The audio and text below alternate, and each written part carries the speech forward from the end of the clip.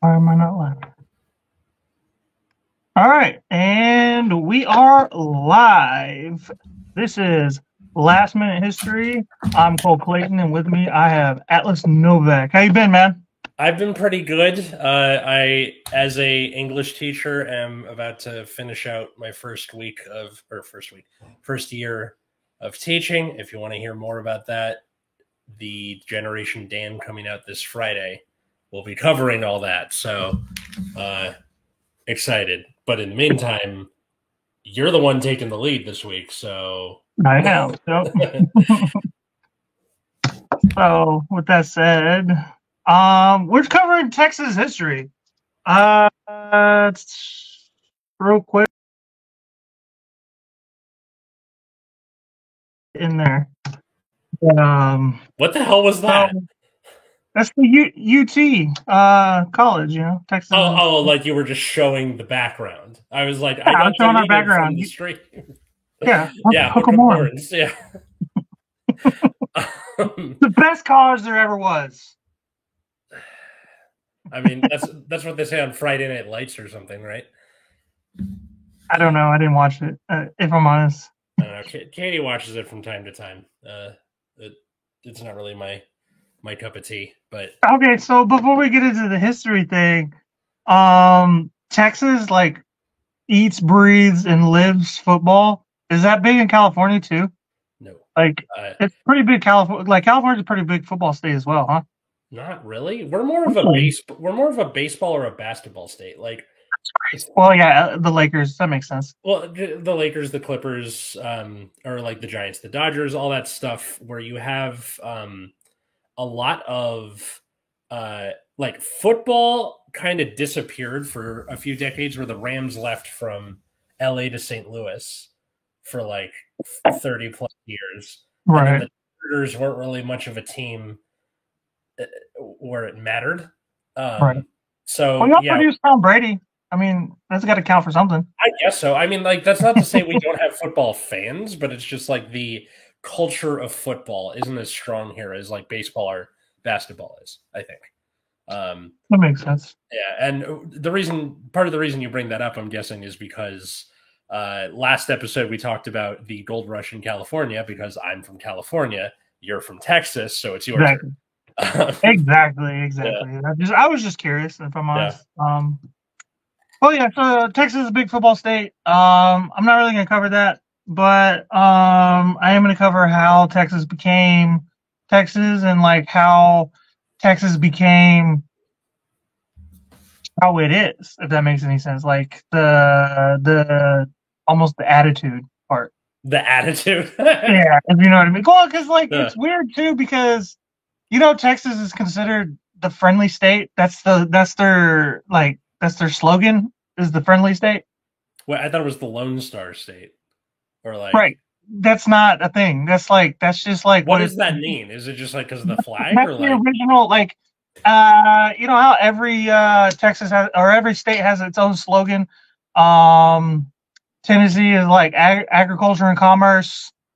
Um I don't know all the other ones if I'm honest, but yeah, Texas is the friendly state. You think it's don't mess with Texas, the yeah, Lone that's the Star one I, State, yeah, come and take it. None of those things. It's the friendly state, which uh, uh, what is it? Ronnie Chang did a whole bit on it about how doesn't that's not like that doesn't explain or describe anything about Texas because you yeah, don't think friendly people when you think of Texas.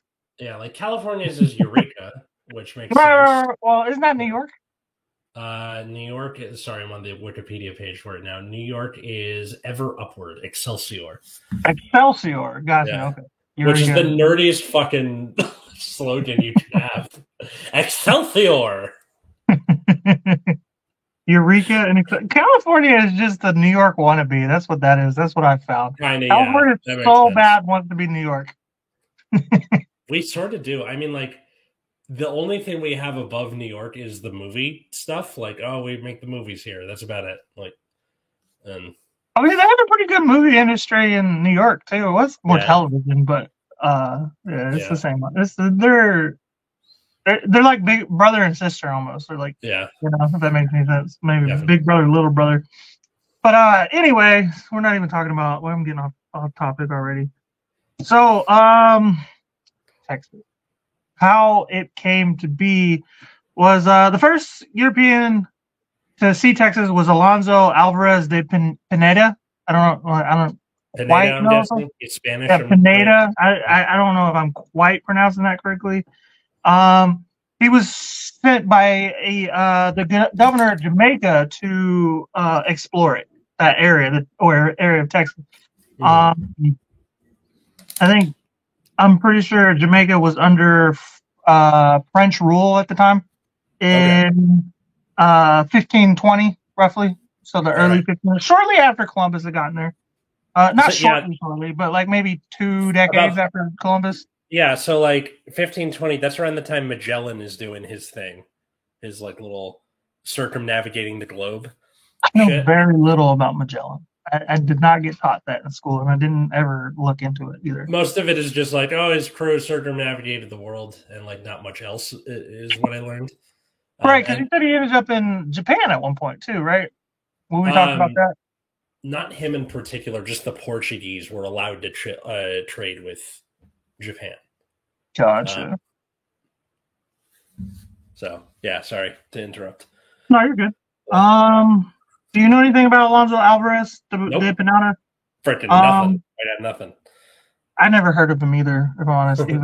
Even from my, I found this out while I was snooping around yesterday looking at Texas history. While searching for a passage between the Gulf of Mexico and Asia, Alvarez de Pinana created the first map of the northern Gulf Coast, Okay. which is mightily important because without that map, I don't think our economy does very well today because there's a lot of oil out there. There's a lot Mm. of shrimp out there, a lot of fish, a lot There's a of lot of shrimp out there. shipping.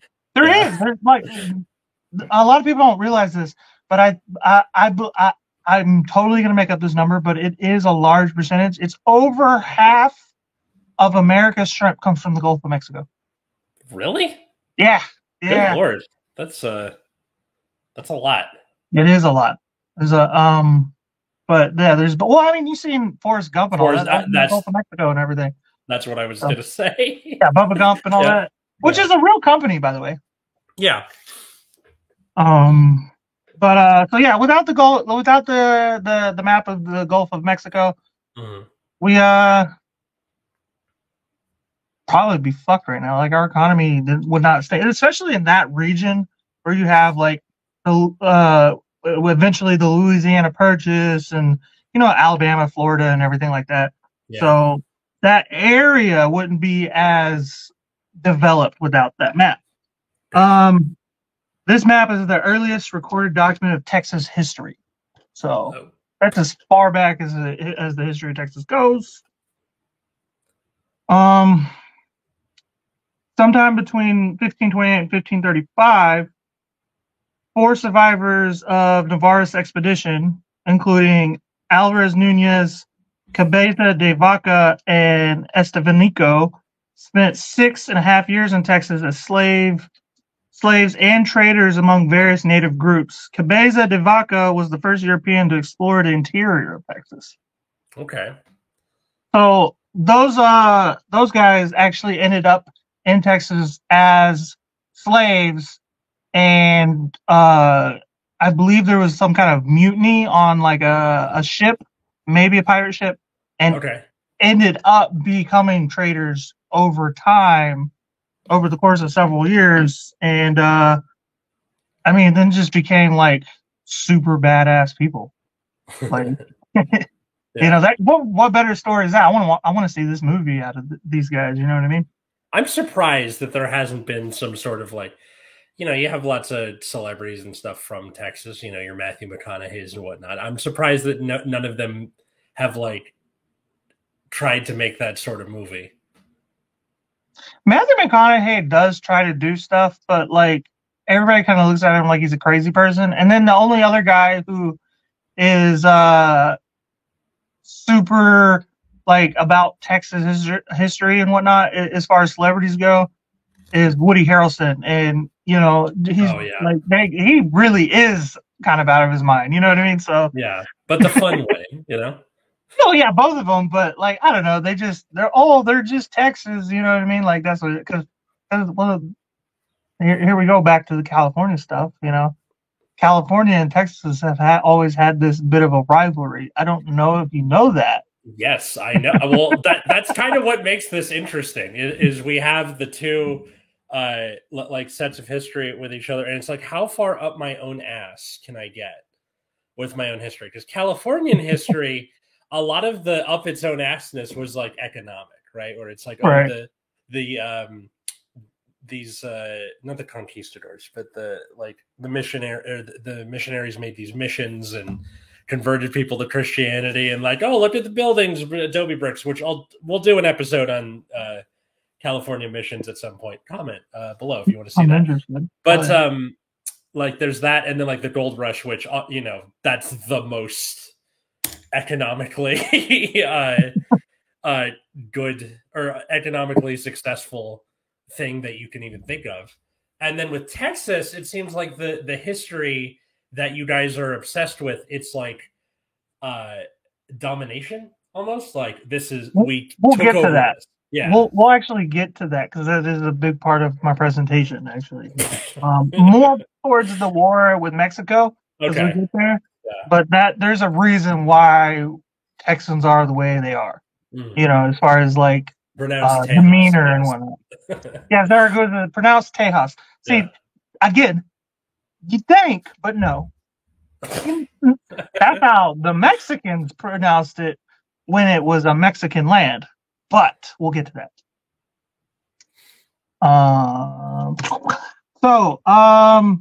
In 1543, the Hernando de Soto expedition entered Texas from the east, becoming the first European to visit the Caddo peoples, which was a very small indigenous group that didn't last much longer than that.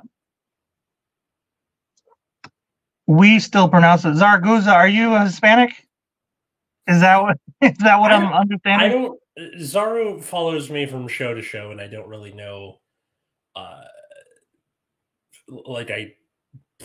think they're. Ain't nothing wrong with it. He'll explain. Yes, he is Hispanic. Okay, all right. So first off, I don't want to nationalize you necessarily, or whatever the term is that we're using now. So, like, where are you? Where is your ethnicity or origin? I don't know if that would have made it better necessarily. I'm just interested. I don't want to. It's a big thing. It's also a stereotype for Texans to call everybody south of them Mexican. Really? And I mean, I've done it. Like, oh, they're Mexican. That's a Mexican, and he's like Brazilian or whatever. Not Haitian. You know what I mean? Yeah. And I don't like doing it, but it's just a thing that Texans do. Like, it's vaguely racist. So, Mexico. So you are legitimately Mexican. Got it. Yeah. If you want more specific, Mexico and Guatemalan, Zapotec and Mam origins. I don't know what any of that is. You tried. I did. Credit where it's due. He tried. So they entered Texas from the east, becoming the first Europeans to visit the Caddo people. Searching for an overland path to Mexico, the expedition turned back to the Mississippi River and leaving Caddo territory and finding nomadic tribes without food to sustain the Spanish. Okay, so this is where it gets kind of weird because this is actually French-owned land. Right, because they have that part of the continent. Right. Okay.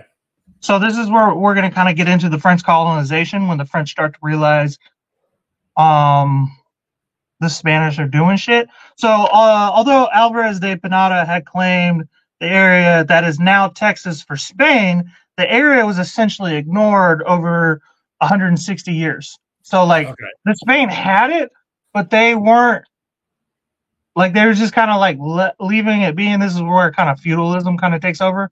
Right. Its initial settlement by Europeans occurred by accident. In April 1682, French nobleman René Robert Cavalier Sieur de La Salle had claimed the entire Mississippi River Valley for France.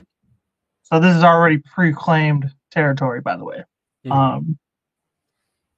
The following year, he convinced King Louis the what is that, 14th, to establish a colony near the Mississippi, essentially splitting Spanish Florida from New Spain. Okay. Right. Like, okay, I have a little bit of Florida history in me just because my dad's from Miami. Yeah, your dad's from And Florida, right? yeah, so he told me a lot of that. And then also when I was a kid, you had to do like a state report. So like pick a state, do a, what's the biggest export, when was it discovered, all that stuff. And I got Florida. And then I remember getting in a fight with Catherine Shaw, whose dad was from Iowa. So Catherine, if you're out there and you're listening to this, I'm sorry. Because I think it almost came to blows at one point. I don't know. We were 10. It's like that prepubescent, like anger that you just get toward the opposite sex. Like, ew, girls. So Zaragoza says Hispanics, Brazilian. Oh, they are not Hispanics. Now that's I have a funny story about that. Okay, so freshman year, I had a Brazilian foreign exchange student in one of my classes. I can't remember which one, and I did not know that they spoke Portuguese.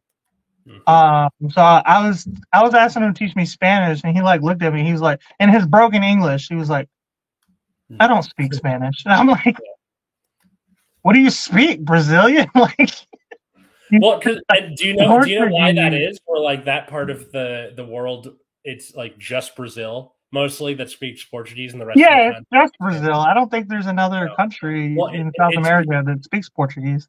Well, it's because like I think sometime in it's either the 15 or 1600s, Spain and Portugal got together with the Pope, and the Pope was like, "All right, here's a line down the world. This side is Spain's, this side is Portugal's. Go." And that's it. So like the line goes down the edge of Brazil, and that's why Brazil speaks Portuguese and the rest of South America We speaks just Spanish. need to cover Portuguese history at some point because I don't know a whole lot about it. I heard that they had an empire at one point, and I'm like, when? Empire of Brazil, I would be happy to cover that. I love the comment below this. Ellos no hablan español en Brazil, hablan Portuguese. Ellos no hablan español en Brazil.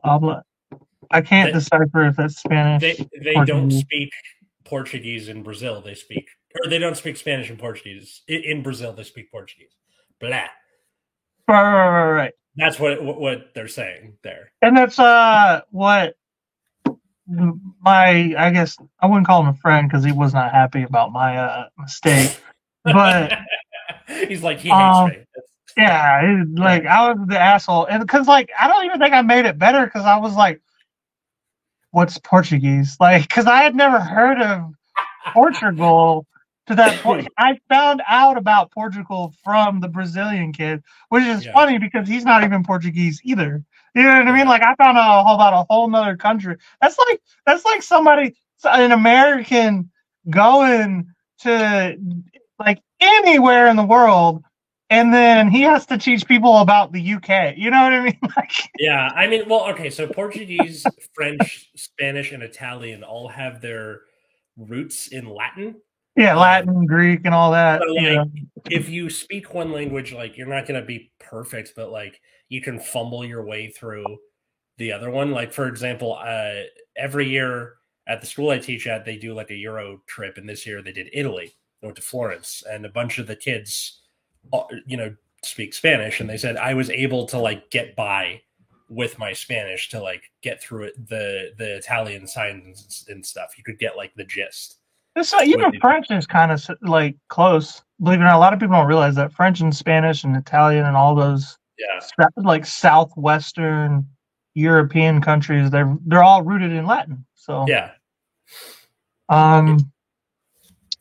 Portuguese people tend to know Spanish as well, referring to people from Portugal. Yeah, that makes sense. They're next door neighbors, then again, that's not really the case in the U.S. where you have, or at least for the white people. Texans do pick up on a little bit of Spanish if you're like not like, I guess, a posh person. I don't know what else to call that, but like, because that's a British term. But like, if you're not like uppity, if you work with your hands a lot, you're gonna end up running into a lot of Hispanics, and you're gonna need to know how to get back and forth, break your Spanish down, and they're gonna break their English down. You know what I mean? It's gonna be back and forth. So, Yeah, I probably don't know as much now because I haven't used it as much. But at one time, I knew enough Spanish to probably survive in Mexico if I really needed to. okay. You know what I mean? Next door neighbors, also because Portugal is not not as affluent, and a lot of Spanish media also comes to Portugal. Okay, that makes sense. Yeah. And Zaragoza, that is not American education at its finest. That's Texas education at its finest. We are ranked, or at least when I was in school, I don't know what it's ranked now, but when I was in school, out of the 50 states, we were ranked 48th. Are you serious? In education. So I'm in Ohio now, where it's ranked 16th. Not better. The greatest, but miles and miles beyond that, you know? So my son is getting a much better education than I am. Okay, well, luckily for you, they're 43rd now, so they've jumped. Okay, good for them. Well, it's probably all the Californians moving there. Yeah. Like, God, we need to do something here. Okay, wait. So there's education quality, it's 43rd. Education ranking, which I think is what you were doing, 39th. Texas. Nice. Yeah. Way better they're getting a better education than I was. And almost 10 spots. And just because I have to, I'm looking up California's. It's got to be top 10 easily. Four, top 5. Yeah, for that's for higher education. I want just high school, you know. Higher education. Yeah, I was thinking grade school. No. Okay, you heard U.S. News. That'll be good. Okay, so really, Florida is number 1? That doesn't make any sense. I don't believe that. That's. I find that very hard to believe. Where are we? I almost don't want to put a red state in the top 5. You know what I mean? Like, just on my own, personal beliefs of Republicans and their education. Okay, so for pre-K to 12 for Florida, it's 10, but number 1 for higher education. Even 10 seems high for Florida. Oh, so it's an average. That's why it works out that way. That kind of makes sense. California is 37 pre-K to 12, but 6 in higher education. Y'all are 37? Y'all aren't that much higher than Texas then? No, we're not. Oh, we catching you, bro. We're going to lap you. Maybe. That's legitimately, that's just got to be all I want to call it the Great California Migration, almost, because there's so many of your people moving to where I used to live. Yeah, so, Texas, or a bunch are going to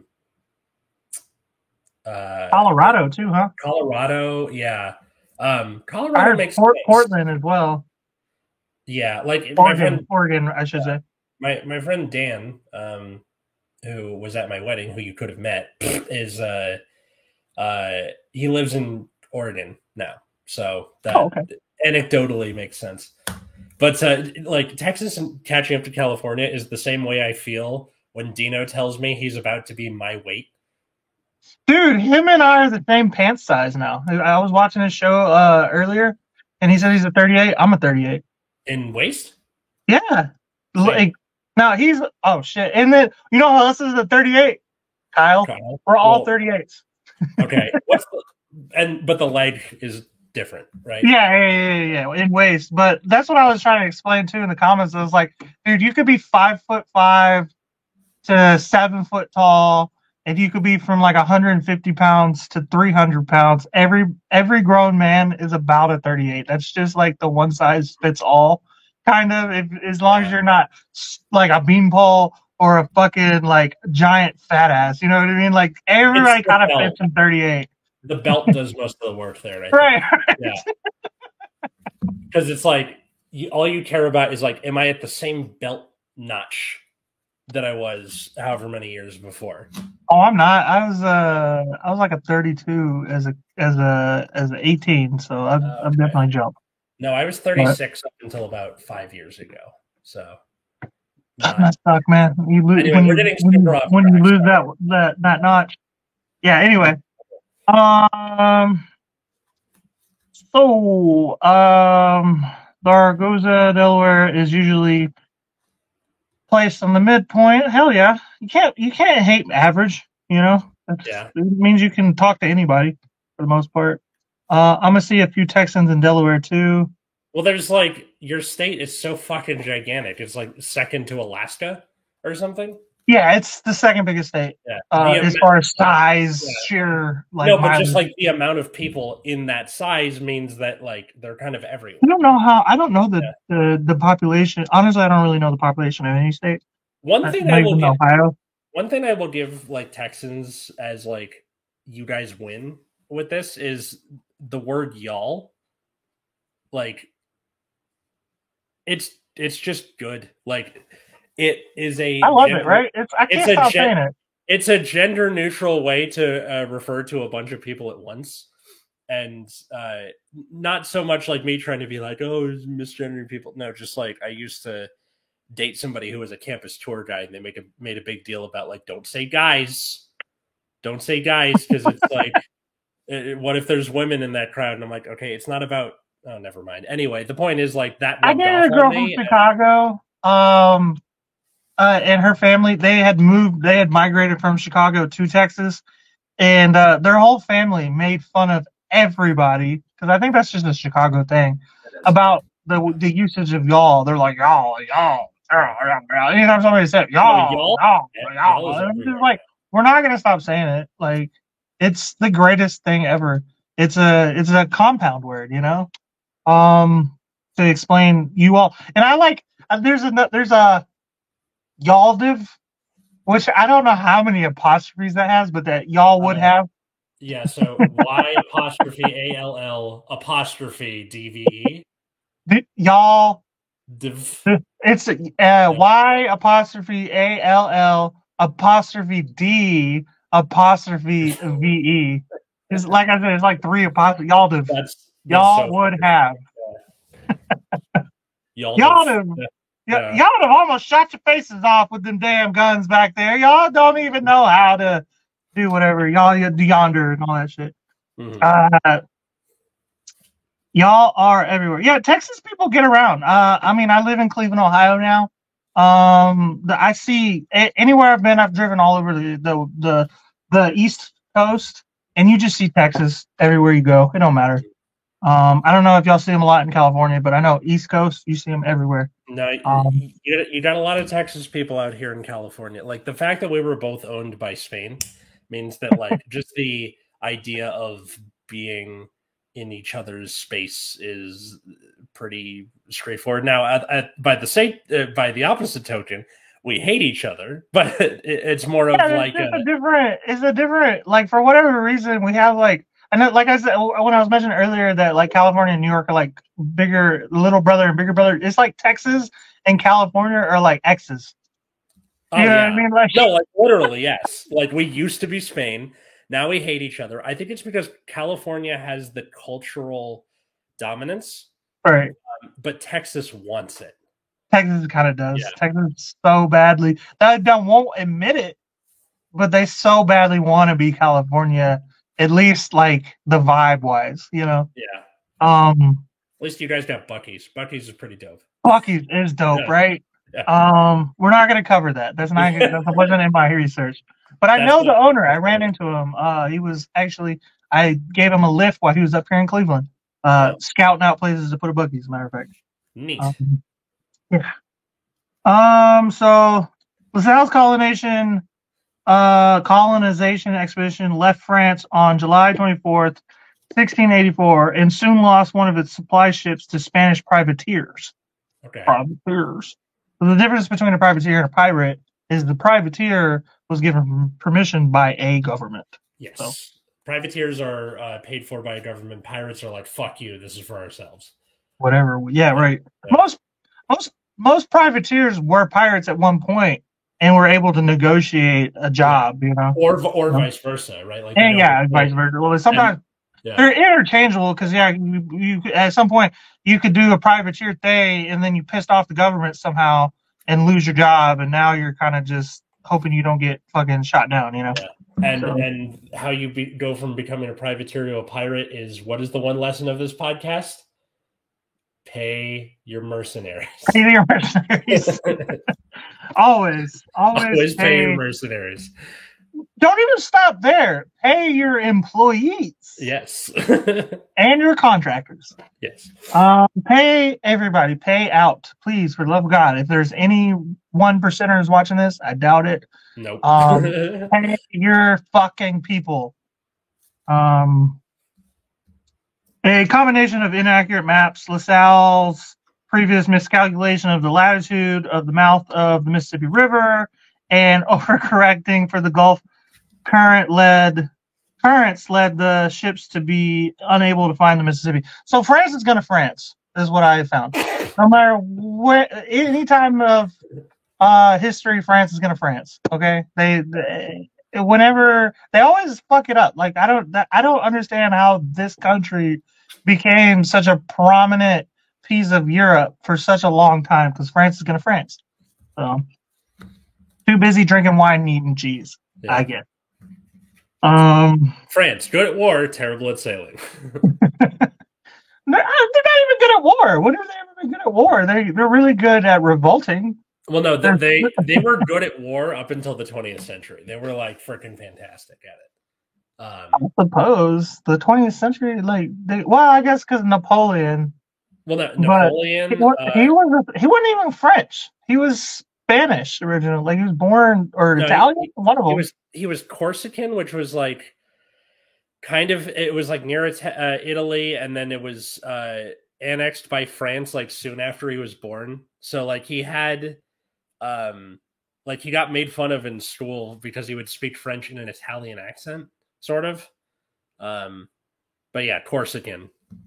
Corsican is not Italian. It's a specific place that doesn't exist anymore, or no, it's still there. It's just. Is it?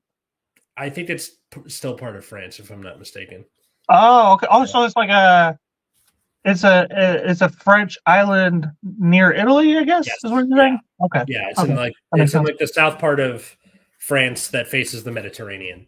Gotcha. Because when you said Corsican, I was thinking maybe it's its own country or something. No, I mean it was, but then got absorbed essentially.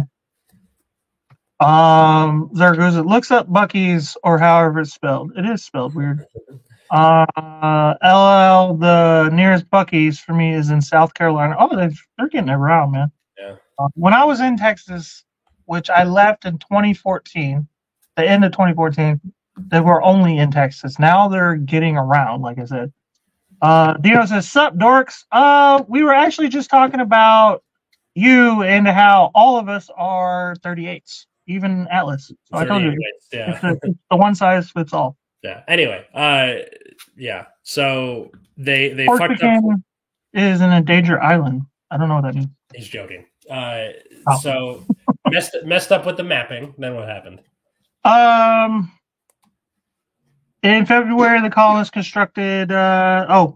In the February after all of this happened, the colonists constructed Fort St. Louis, however the French pronounce it. After the fort was constructed, one of the ships returned to France, and the two others were soon destroyed in storms, stranding the settlers. Okay. So these settlers ended up kind of spreading out, and they weren't even settlers. I don't know why it says settlers. They weren't settlers. They were fucking people on ships. What do they call it? Sailors. And so they became settlers out of necessity, and force. So the Spanish learned of the French colony in late 1685.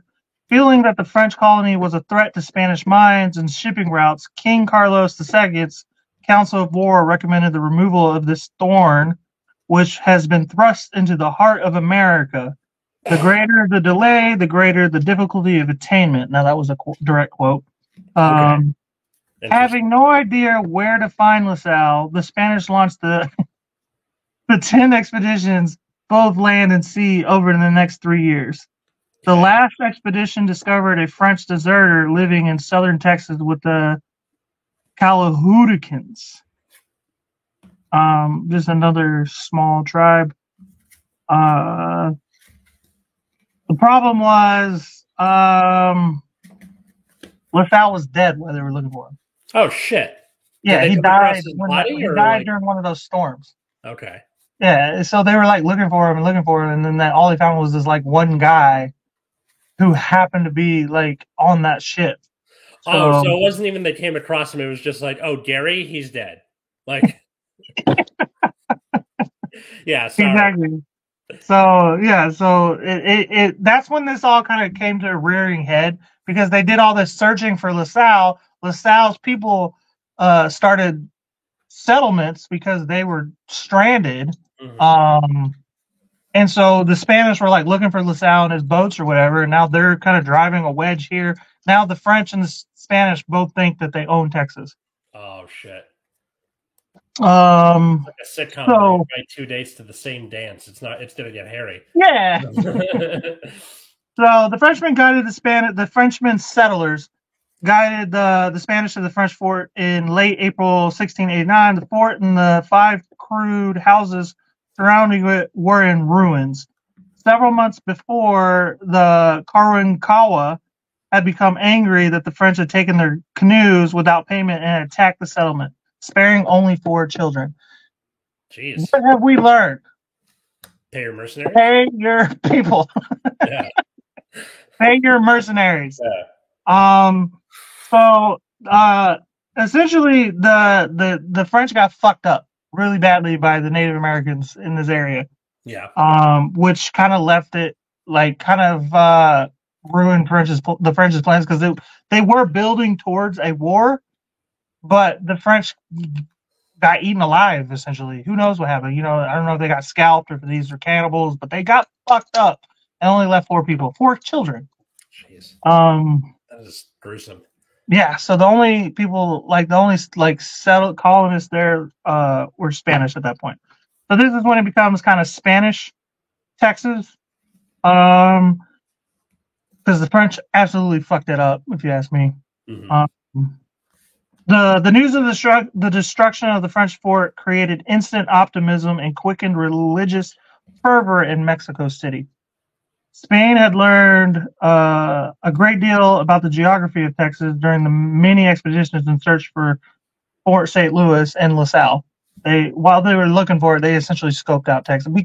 They were essentially just kind of letting Texas be this giant forest or just a giant jungle and Yeah. slash Native American, hub. They were just like, fuck it, whatever. We don't care. And then the French got there and they're like, we gotta go check this out. Now all of a sudden you want to check like that's the only thing I don't fuck with the like I don't know, Europeans in general. Because it's like this is mine, but you weren't touching it. You weren't fucking with it. You were just leaving it there. You know what I mean? Yeah. Like No, it's the same. It's the same thing with like the American colonies, right? Where mostly they were just left to their own devices, and then after the 7 Years' War, George is like, "Hey, can you pay me some money?" yeah, we're gonna tax you because I like my people and they're too close. And if I Yeah. tax them, they might eat me. Yeah, I mean, like with that, like honestly, if George would have just let some representatives be in Parliament, I feel like we wouldn't have had the American Revolution because it started with no taxation without representation. I feel like that's a reasonable request. No, 100%. Yeah, or like that we'd still be like Canada, just like bowing to the Queen had yeah, they given us exactly what we should have gotten in the first place, you know? Mm-hmm. So, um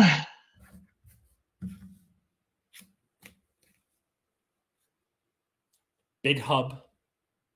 Yeah, it's a big hub. The brothers of the Traveling 38.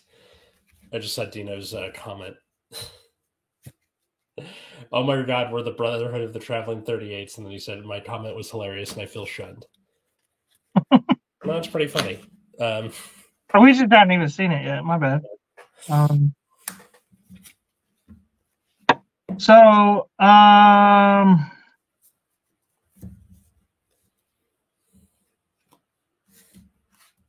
funny, some of this stuff is just like.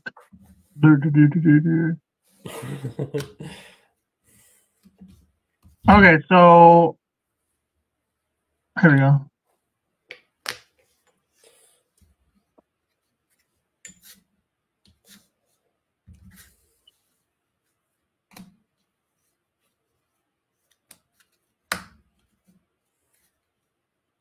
Are you just trying to find like a moment to... Yeah, so here I'm good.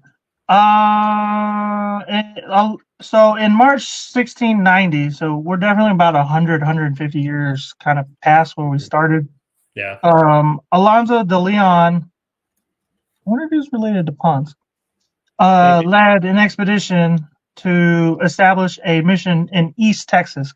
Now, why that's interesting is if you go to East Texas, you would have no idea that there's Spanish influence there.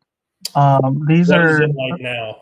These are some hen yonders and motherfuckers. You know what I mean? Oh. Like just Oh, because it's like what's the state next to you? Louisiana? Louisiana, yeah. It's all swamplands. Oh, okay. The biggest export resource in East Texas is pine trees and alligators. And that tells you what kind of people those are. You know what I mean? Yeah, just like my grandfather grew up in East Texas, and his name was GE. That's his name. It's just not. It's just GE. There was on his birth certificate is GE. It's not a nickname. It's just no. GE. It's his name. Huh. That's East Texas for you. I guess that makes sense. It's like what I imagine San Diego is for Californians. It's like the part of Texas that even Texans are like, no. I don't know about that area. It's not San Diego. It's the part of California above Sacramento, because you have the Bay Area. What's above Sacramento? Okay, so like the major stuff that goes on, San Diego, LA, the Central Valley, that's where you get like Silicon Valley and all that stuff. San Luis Obispo, things like that, where all the like wine, San Fran, and Oakland. And then you get the Bay Area, then Sacramento, the capital, and then everything between Sacramento and Oregon might as well be Oregon. Like there's nothing going. Yeah, it's the tree people, right? Like yeah. That's what we refer to the East Texas, the tree people. Yeah, it's the chicks from that movie Without a Paddle who like shit in bags and were throwing them at people. Deadass. Yeah, so East Texas is just Texas on steroids. Okay. So like that's all there. We don't even people from regular Texas are like, I don't know about them people over there. So Mission San Francisco de los Tejas, because that's how it's spelled here, was completed near the Hassini village of Nabadachis in late May, and its first mass was celebrated on June 1st. Okay. Of 1690. So on January 23rd, 1691, Spain appointed the first governor of Texas, General Domingo Terán de los Rios. That's where Los Rios comes from. Now, was he Grande or Grande? What do you mean? Rio Grande, the river, like. You're hilarious. Okay, sorry. I don't know where the Rio Grande comes from, and I didn't find nothing about it either. I think that's a Mexican thing. That Rio Grande is the one that separates Mexico from Texas, I believe, right? Yes. Yeah. So that's the joke that I'm making, is that like that might be where the river's name comes from. Rio, Los Rios. Yeah. Well, Rio just means river. So. Oh, okay, that makes sense. I was overthinking. I was like lost for a second. I was like, what? Yeah. On his visit to Mission San Francisco in August, he discovered that the priests had established a second mission nearby, but were having little luck converting the natives to Christianity. The Indians regularly stole the mission cattle and horses and showed little respect for the priests. Which, like, more power to him, man. Because, like, as an atheist, that's fucking awesome. They're like, Yeah. fuck your goddamn, like, um, when Turan left Texas later that year, most of the missionaries chose to return with him, leaving only 3 religious people and 9 soldiers at the mission. The group also left behind a smallpox epidemic. Yeah, as they go. Like The, you do. right. The angry Cato threatened the remaining Spaniards, who soon abandoned the fledgling missions and returned to Calahua. For the next 20 years, Spain again ignored Texas. The Spanish were like, fuck these people, man. Dude, it's hot. It's muggy. There's cicadas everywhere. Fuck all this. I'm out. Yeah. Oh, there's rattlesnakes, dude. That's like Oh, that too. I don't know that Europe has snakes like Texas does. I don't think so. Not to that extent. I mean, like, And spiders. Wait, I don't know if y'all got these in like South California, but they got spiders the size of my hand, dude. Like, no, we got little ones out here. I mean, like scorpion, big ass scorpions, like this big, bro. we got Like, scorpions, but they're little they got dudes. fucking mosquitoes this big sometimes, and like the more wetter areas. Yeah, you got to be like up near Central California, but we get mosquitoes like that. It's not a cool place. I was so happy to leave. Like, Vermont, like everything's trying to kill you. It's like, to me, it's like America's Australia. That's exactly what was popping in my head. I was like, like, yeah, they're just like Australia is just British Texans. That's all they are. After a failed attempt to convince Spanish authorities to reestablish missions in Texas in 1711, Franciscan missionary Francisco Hidalgo approached the French governor of Louisiana for help. Okay. The French governor sent representatives to, I guess the France and Spain were kind of chill now at this point. I guess that probably something else going on there. You have like a weird like love triangle or like war triangle between like it would be France, the UK, and Spain teaming up with the other one to fight the third one. Right. Like just over and over and over again for about 500 years. And you see a little bit of that in Pirates of the Caribbean. Like I think on Stranger Tides, they kind of focus on that a little bit, which I thought was really cool. Because I think that's around that time too. Yeah. You know, my favorite thing about Pirates of the Caribbean is that the worst villain isn't Davy Jones, the embodiment of like the ocean. It's the guy who runs the East India Company. Like, hey, there's a guy with an octopus for a face, but you know what's worse than that? Capitalism. Like, the British. Yeah. The redcoats. Yeah. In 1716, 4 missions and a presidio were established in East Texas. Accompanying the soldiers were the first recorded female settlers in Spanish Texas. Okay. So maybe you had something similar to like what we heard in the California episode, where like it was such a sausage fest that you like, you know, people got to cook and clean, and like we don't have time for gender roles out here. There's fucking scorpions, you know. That's had to have really been a thing everywhere. Like, plus this is like 150 years before the gold rush, so I can't imagine there was a lot of women being like, yeah, let's just fucking go, man. This is all men doing man shit. You know what I mean? Like, yeah, we're gonna go to the nowhere land and just like explore. We were like, why? We have everything we need here. There's tea. There's fucking like, I don't know, like we got food. Why like that's just man shit. Just it is attack the fucking. Let's go attack the fucking savage people who are trying to hurt us all the time in the weird fucking buffalo. Like, why? You know I would have loved to have like see Twitter during the Explore Age where it's just like, are men okay? And then it's just all the stuff about like what places. What a great sketch idea, Atlas. Yeah. We gotta work on that. Twitter during Yeah. different eras Yeah. of time. Yeah. Um,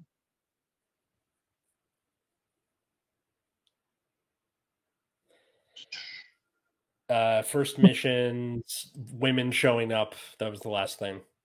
so yeah, I'm just kind of now we're just kind of now they're just talking about like how the Comanche kind of I don't know, we haven't really covered the Comanche, but they were one of the like most successful Native American tribes to fight off white people in general, just all the European settlers, and like that's kind of what's going on here in this next like passage, and that's just Comanche kind of just defending most of like upper west and the Panhandle of Texas. They Okay. just kept everybody out of that area for such a long time, and I cannot emphasize. I'm part Comanche, but those people did not care, dude. And it was like they eventually developed to using guns and um like they studied European like war tactics and things like that. They were the most willing to adapt and evolve as far as Native American tribes became, and they did a very good job. They're like most of I want to say western, like upper western, northern western Texas, all the way through Colorado and Nevada. I think Oklahoma as well. All of that area, they were able to defend off the Europeans and the Mexicans and everybody. So So you have something kind of similar to like with the samurai, where they were willing to take on new technology as it became available. right, right. Yeah. So it's not like I don't know. They like want to paint a picture of like how all Native Americans are kind of similar. The Comanche were not. The Comanche were fucking up other Native American tribes long before the Europeans got there. They Yeah. would have.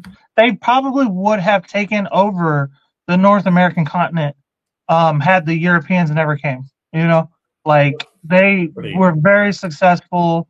They studied people. They watched people. They were very. They were their biggest, their most what I don't know how to like word this. The most important thing that they used to their advantage was like scouting, watching and paying attention and watching people's habits and like where they were going and where they were coming and just all kinds of different how they moved and stuff. It was crazy. They were so crazy. So Hey, yeah, that guy Gary from the Iroquois is on the move. Let's get him. yeah. They watch people's they watch people's habits. Like they were like they watched people's trade routes and they knew how to like circumvent that and like cut them off and blockades and everything. And Really, for people saying, "Oh, it's racist to call Native American Gary," that's the placeholder name for literally every person in these. So you're going to hear Gary a lot on this show. Sorry. the mention of the DuPonts, we could do a Delaware episode and invite me as a guest. I'm down. I keep trying to get so like one of the history teachers in my school, she's from Chicago. And when we were doing the California episode, I was like, did you have like a thing that they make like something Illinois or Chicago related that they cram down your throat in 5th grade? And she's like, yeah, Al Capone. I'm like, that is so much cooler than what we got. Oh yeah, right? Yeah. So I'm trying to get her to come on and talk to us about like that stuff, you know? We definitely should try to have more guests on who talk about like where they're specifically from. Yeah. Like, so we can get the full picture of everything and everyone. Also, she's getting married, so that's part of it. Where she's like, "All right, school ends, aces, I'm out of here, getting married." So, well, we got time. All well and good. Anyway, so yeah, most of the next passage kind of is just talking about how like the Comanche just fucked up the Spanish, you know, and it made it really hard for the they had already like left, and then they tried to come back, and then they get fucked up by the Comanche, you know, who was like, believe it or not, they were a relatively new tribe, like, yeah, like they kind of formed in the 1700s and kind of became a thing throughout the 1800s. So, Yeah, like they developed off of the Apache and other various tribes and became one large tribe. Okay. Damn, we So should have just had this be a Comanche episode. I don't know. right, we should talk about the Comanches because that's not just Texas history. They took over. They had Oklahoma. They legitimately had territory that we could Mm, not get for the longest time until we started sending like military to deal with them. yeah, and then like Um, killing bison and things like that.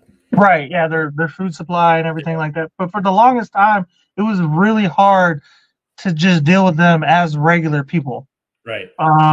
And what like that? I noticed that who like I don't understand like why you wanted that land from them anyway when they were so like determined to keep it. You know what I mean? Like I don't know. This is how Europeans work. Um. So Europeans, they're dicks. yeah, they're dicks, Yeah, dude. Like leave them alone. Like honestly, if they come in and fucking you up, I get defending yourself. But why are you trying to move into their territory? Leave them alone. You know what I mean? So, I mean, um, you learned about Manifest Destiny, right? no, what is that? Okay, man, do you remember there's like a painting of like a woman and she's like godlike and and she's above a plane and there's all the covered wagons going west. Um, it was like a doctrine that we had as a country when we first started, like after the Louisiana Purchase in particular, where it was like we will take over this continent from the Atlantic to the Pacific. It is ours. We are manifesting our destiny. So that's like where that comes from. Um, the idea of like this continent is ours. Fuck you. Yeah. No, I never heard that. That's Yeah. interesting. I have to Let look me see into if I that a can little find bit. the painting because like it's in like every history book when you're in like middle school, I think. See where I can find it. Okay, here it is. Da, da, da. Keep talking, but I'll send it to you. So in 1762, France finally relinquished their claim to Texas by ceding. I don't know how they had any claim to Texas. I thought we were done with that. To Texas, but Yeah. ceding all of Louisiana west of the Mississippi River to Spain as part of the treaty to end the 7 Years' War. So yeah, we had something else going on completely. It looked like they did end up having a war and everything. Um, that didn't involve in Texas, I guess. Um, Spain saw no need to continue to maintain settlements near French outposts and ordered the closure of Los Angeles, making San Antonio the new provincial capital. So yes, that's true. The first original capital of Texas was San Antonio, way Okay. the fuck in the middle of nowhere. I don't know if you've ever been in San Antonio, but there's nothing there I except just know you have like fat a people. That's basketball it. team with Tim Duncan on it in like Yeah, you got the 2004. Spurs. Yeah. You have a bunch of like loading like docks for trucks. Like there's a really big industry for like manufacturers. I guess that's where like the port, like not port, but like they send everything from Mexico, from everybody's fucking farms in Mexico, send them up Mhm. to um San Antonio, and then they just disperse all across the country. So San Antonio actually is a pretty big hub for the entire U.S. A lot of trucks, semi trucks, come in and out of San Antonio. Other than Okay. that, it's just fat people, bro. They got some of the fattest people in the world. Yeah, and well, this is like like a Fluffy's century from and a there. half later. What? Fluffy's from San Antonio. Ah, That okay. makes, All right. and he's a normal sized person there, Yeah. or he was. Nice. He's small now, Yeah. but Lost a uh, lot of weight. yeah. Um, So the residents of Las Ideas were relocated in 1773 after several attempts to settle in parts of the province. The residents returned to East Texas without authorization and founded Nacogdoches. Nacogdoches, again, is so weird. This is East Texas because there's Hispanic or Spanish like influence there because that's just like the biggest uh, deer hunting space in all of Texas. Like that's where everybody goes. Nacogdoches is where everybody goes to hunt deer. Like Okay. there's a lot of deer and there's a lot of like boar. Like that's the only thing out there. There's Oh, just like wild cabin. pigs? Like just Yeah, wild pigs. And they oh, fuck you up, bro. They'll fuck your car up. They'll attack your car. They think your car is another animal, and then, while driving, and they can catch your car going 60 miles an hour and just fuck your whole shit up, bro. Jesus. They're big ass pigs. Dude, Texas sucks. Rattlesnakes, spiders the size of your hand, scorpions the size of your forearm, mosquitoes like the size of a fucking I don't know, like the a size of golf your ball. palm or something. Yeah. And then you got pigs the size of people. Yeah. Like so, like with hooves and horns. Jesus. So this is kind of where you know, Mexico and Texas kind of do its kind of well, because you're a country for a while, right? Or am I getting ahead of it? You are getting a little ahead. So this is when everything kind of it's about to start getting real fast, real quick. Okay. So it's very, very quickly things just happen. Okay. Okay. So in 1821, the Mexican War for Independence severed the control that Spain had exercised on its North American territories, and the new country of Mexico was formed from much of the lands that had compromised New Spain, including Spanish Texas. Okay. So now Mexico had went to war with Spain and gained its independence as Cinco de Mayo and all that. I think I could be totally wrong on that, but I'm kind of pretty much what it is. And then the white people in the U.S. are just like, dude, tacos, and then like that's it. Badass. So the 1824 Constitution of Mexico joined Texas with Coahuila to form the state of Coahuila y Tejas. Okay. So it was originally called Tejas by Mexico. Okay. And so for the next few years, that's what it was, Tejas. Mexico became independent on September 16th. Okay, so yeah, I'm wrong, but Zaru's just better at this than us. It's fine. Yeah. What the fuck is Cinco de Mayo? I think it was just like a battle that was won or something. I wouldn't doubt it. That's American shit. It was just Cinco de Mayo sounds good. Sounds better than Septembre 16 Day or whatever. 16. Yeah. I don't know what 16. Cinco de Mayo was when Mexico defeated the French. So y'all went to war with both of them? Shit. Yeah. Oh yeah, it was like an underdog battle that they won. Yeah. So the same year, Mexico enacted the General Colonization Law, which enabled all heads of households, regardless of race or immigrant status, to claim land in Mexico. Why that's important is over in Germany, a lot of revolutions are going on. 1848? And yeah, so kind of before that, but leading up to that as well. Yeah. I want to say the colonization law was in the late 1820s. Okay. But that allowed the Germans to move in there and get land in Texas. Now, Texas has a large German population and German heritage population, right. To the point where we have nobody else has this. Kolaches, okay, sounds German, looks German, and all it is just sausage, cheese, and side of some kind of weird bread roll. Correct. And a lot of times they put jalapenos in it to make it more Texas, but only Texas has that. And I'm not saying that like we're better than you. I'm saying that like please catch up because I miss them so much. But yeah. I can't find them. Like you can find them in states kind of like bordering Texas, but you can't really find it anywhere else in the world. And they're so fucking good, dude. It's so simple. It really is. It's just put fucking cheese and sausage inside of bread. I mean, even outside of Texas, like the U.S. had like a really, really huge German population that had a large impact on our culture, but it was kind of stemmed by World War I in particular, where when we finally decided to join, you had this big wave of racism towards German people. So you had German people kind of like assimilating more in the U.S. and especially with World War II, like knock that shit off. Like no more speak. Like German was the second most spoken language in the U.S. up until Look at that. 1946. Yeah. Oh shit.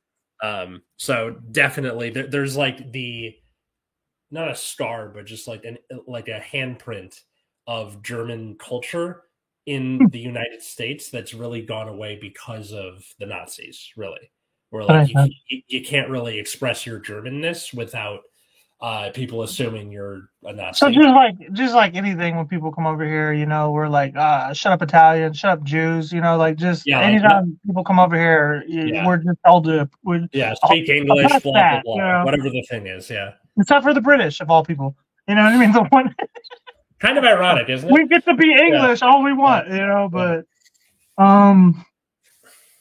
so yeah, that allowed a lot of there was other people that immigrated there, but it allowed specifically because you had a lot of a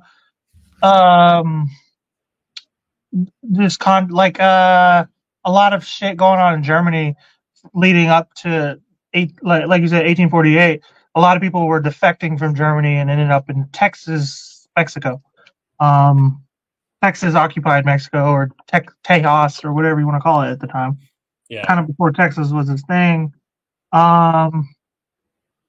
The German settlement in Mexico goes back to the times they settled Texas when it was under Spanish rule, but the first permanent settlement of Germans was at Industry in Austin County, established by Friedrich Ernst and Charles Fortran in the early 1830s, then under Mexican rule. So, okay.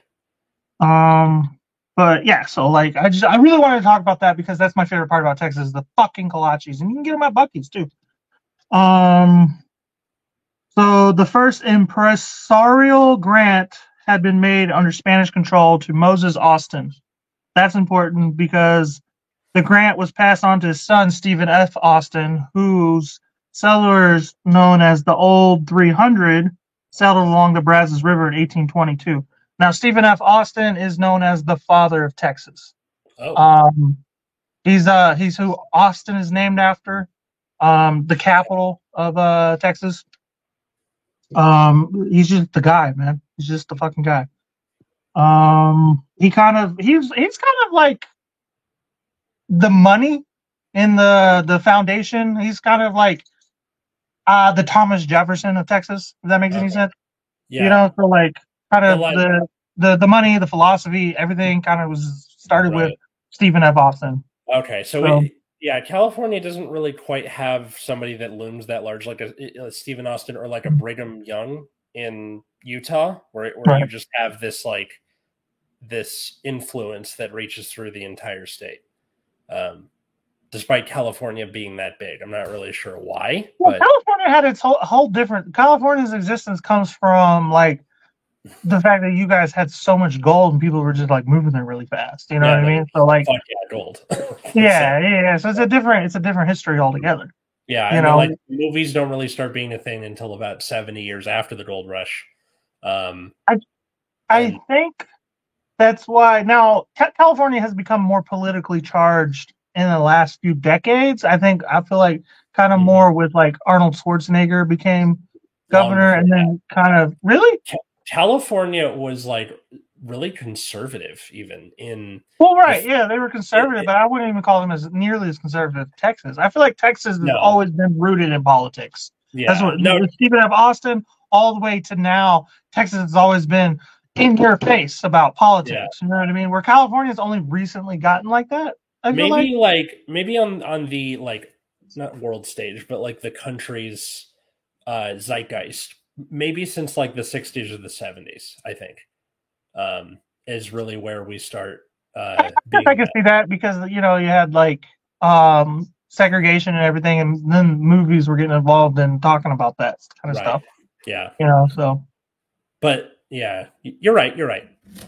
Texas Germans still exist. I know. He's probably one of them based on the facial hair. I think I probably am. I wouldn't doubt it. I don't really know my dad's side of the family.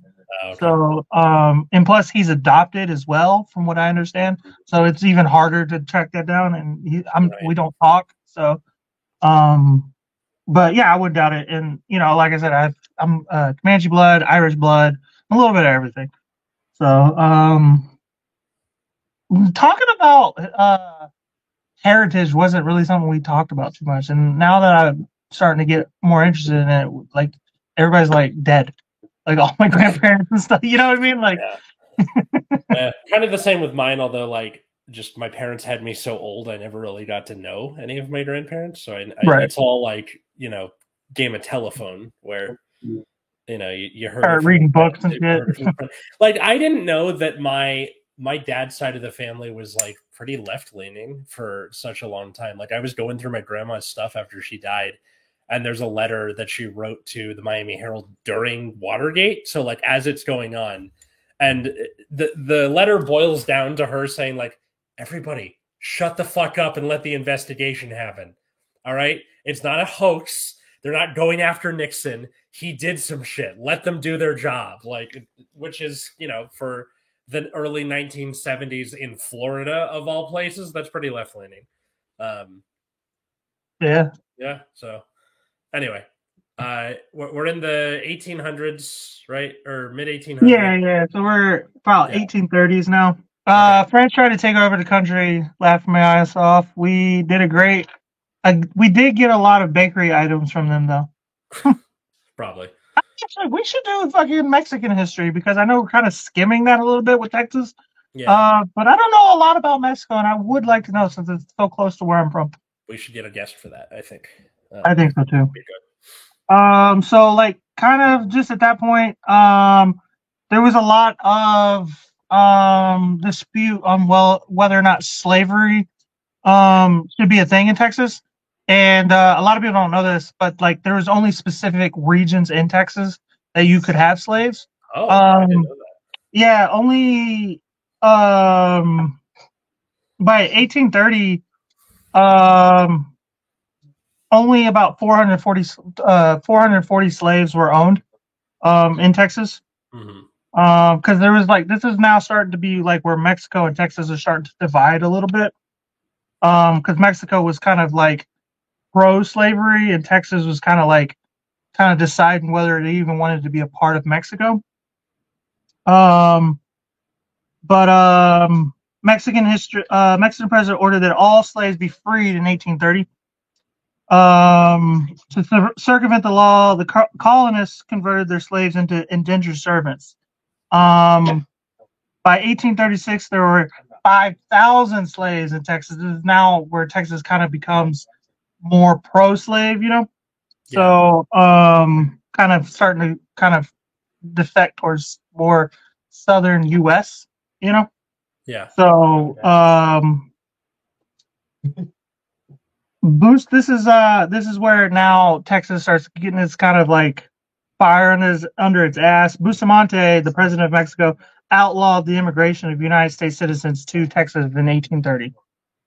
Okay. So no American could immigrate to Texas, because they knew Texas was starting to become like its own kind of like, I guess, kind of starting to feel the rebellion a little bit. Right. In 1832, a group of settlers in East Texas led a revolt against customs enforcement in Anahuac. Do I have a map of Anahuac here? Where Anahuac is? Anahuac. No, I do not. I thought I had one. I put some maps on here, but they don't really show that. These Anahuac disturbances coincide with a revolt in Mexico against the current president. Texans sided with the Federalists against the current government, and after the Battle of Nacogdoches, drove all Mexican soldiers out of East Texas. This is where so that wasn't quite like war yet, but there is like defection now.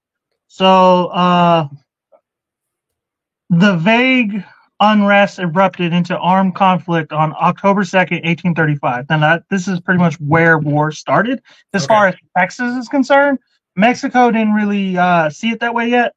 But at the Battle of Gonzales, when Texas repelled a Mexican attempt to retake a small cannon. So this is kind of where, like, this is a big point that they talk about in Texas history in Texas. schools. The big debate is that Mexico had lent a cannon to like Tahitian people, which is what they called Tehasian people, to fight off the Comanches. Yeah. So under the condition that, hey, when we want it back, you got to give it back. You know what I mean? So now that the earlier battle had happened that we just talked about, in Anahuac, Mexico was like, you got to give us our cannon back. And then they're like, we don't want to, and we got a cannon. So over this dispute of the cannon, that's when war erupted. You know, right? Because they wanted their cannon back, but Texas was like, no, like come and take it. And what did we learn from this? No, it's not even pay your mercenaries. It's like, don't. Why would you lend something to somebody like? But to be fair, this was 4 years earlier. They had lit the cannon, and like things were trying to chill. And then that battle happened, and then they were like, "Well, we want our cannon back." And they're like, "Why would the fuck would we give you your cannon back? You're going to use it against us." I mean, it works pretty good. But we can use it against you, you know. So, seems like they walked right into that one. Right. So, roughly like 5 months later, on March 2nd, 1836, Texas signed the Texas Declaration of Independence at Washington on the Brazos, effectively creating the Republic of Texas. There's a really quick war, believe it or not. The war only lasted the Texas-Mexico War? The Texas-Mexico Revolution. Yeah. So you have a bunch of people who would go on to be generals in the Civil War were in this. I didn't know that, actually. Yeah, like a lot of the generals that end up fighting for the South are like not young bucks, but like they're generals for this. Right. The commander of the Texas Republic of Texas Army was General Sam Houston. I think it's Sam Houston. Yep. Was he in the Civil War? Did he fight in the Civil War? Yeah, like Pickett's charge is in this war. I think Robert E. Lee is in this war. Like a lot of people who would go on to Robert Lee is from Virginia, though. Oh wait, no. What's the guy? Who's the guy I'm thinking of? It's not Robert E. Lee. It's Winfield Scott. That's the guy.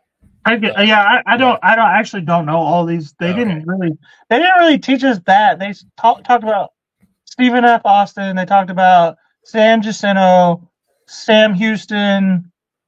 There's a fucking monument for Stephen F. Austin. Yeah. And then Santa Anna, who was actually the Mexican president at the time.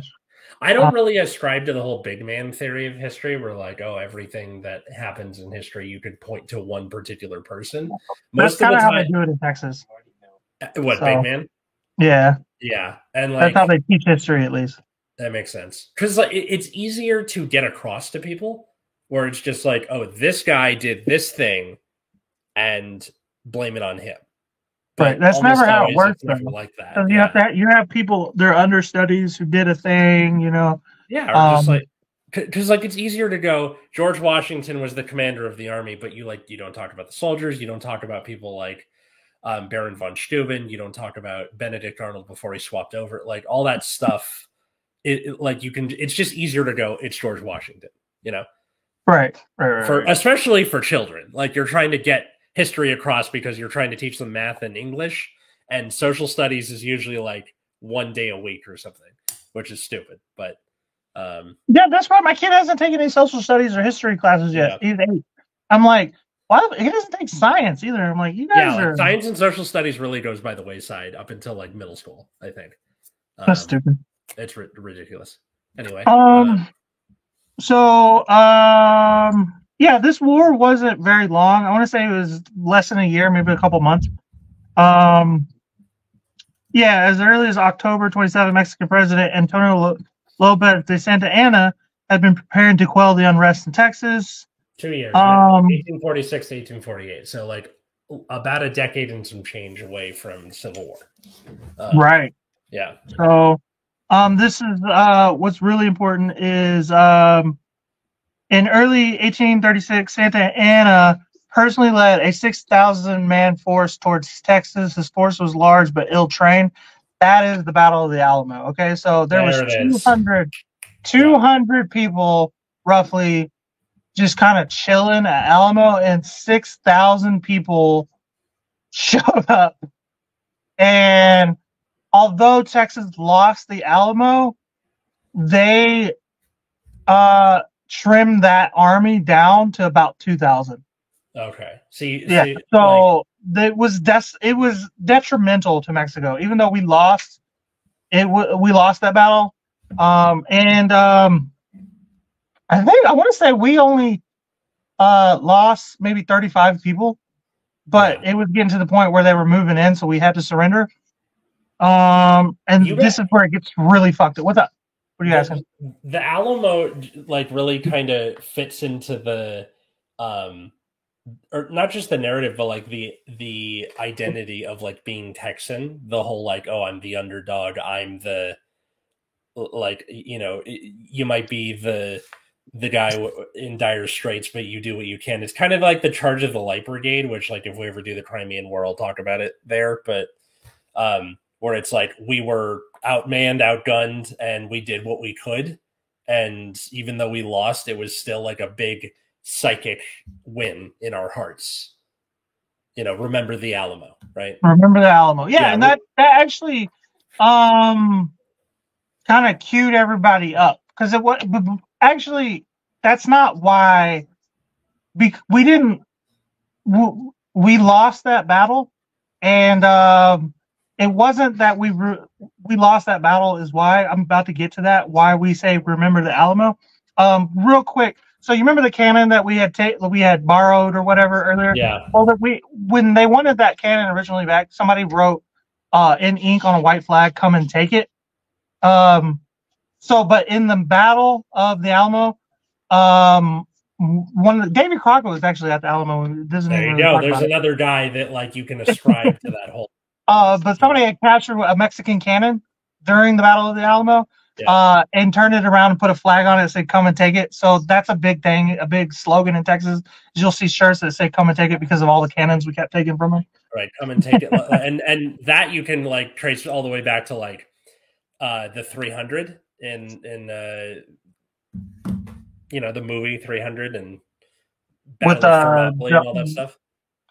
Gerard Butler. Yeah, so like the big moment apparently in real life was the emissary from the Persian court was like, "Hey, surrender your weapons," and then Leonidas apparently said, "Come and take them."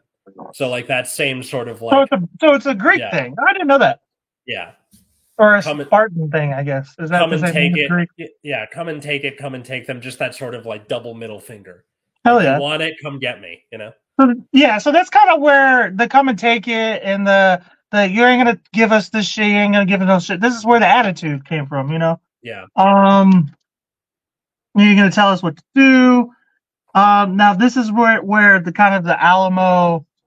Remember the Alamo comes from is the Galliard massacre. This is kind of what led to Sam Houston saying we're just gonna go all in and fuck up the Mexicans. So the Galliard massacre was an event of the Texas Revolution that occurred on March 27th, 1836, following the Battle of the Alamo. The men surrendered under the belief they would be set free within a few weeks. However, this was not to be. Despite appeals for clemency by General Jose de Urrea, the massacre was carried out by Lieutenant Colonel Jose Nicolas de la Portilla under orders from General and President of Mexico, Antonio Lopez de Santa Anna. They literally burned everyone alive. Everyone who was like, Davy Crockett died at the Battle of the Alamo, actually. So, but yeah, they burned 200 people alive and left the bodies to rot. Didn't bury them or anything. 3 months later, Sam Houston and his army had found the decaying bodies, and that kind of like put a fire under everybody's ass. Literally, I'm guessing. Yeah, which led to the 13-day siege. Santa Anna's forces, overwhelmed by nearly 200 Titians defending. Um, they killed. Okay, so yeah, that's the Gallia thing. So, yeah, remember, Santa Anna's forces overwhelmed by the Titians after the 13-day siege in San Jacinto. My notes are all fucked up. And they killed the prisoners, and they killed all the prisoners as well, just to get back for the Galliad. Remember the Alamo, remember the Galliad became a battle cry of the Texas Revolution. Okay. And shortly after, they captured Santa Anna and became the Republic of Texas. Okay. For a grand total of 9 years.